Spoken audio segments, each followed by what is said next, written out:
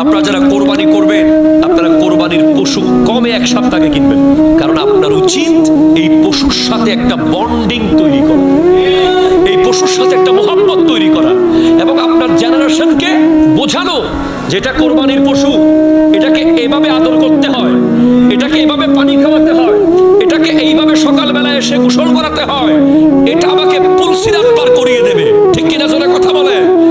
অনেকে চালাকি করেন, আগের দিন রাতে কিনলেই লাভ।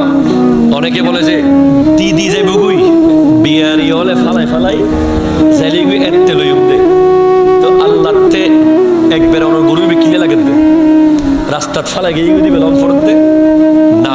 এ ধরনের কোনো টেকনিক করবেন না। কোরবানির মধ্যে হার জিতের কোনো ফাংশন, এটা হার জিতের কোনো বিষয়, এটা ফুটবল খেলা না, এটা ক্রিকেট খেলা না, এটা কোনো প্রতিযোগিতা নয়। এটা হলো আল্লাহর রাস্তায় একটা পশুকে কোরবানি দেওয়া। যত টাকা দিয়েই কিনেছেন, জিতলে জিতছেন, হারলে হারছেন, আসল হার জিত হলো হাসরের মাঠে।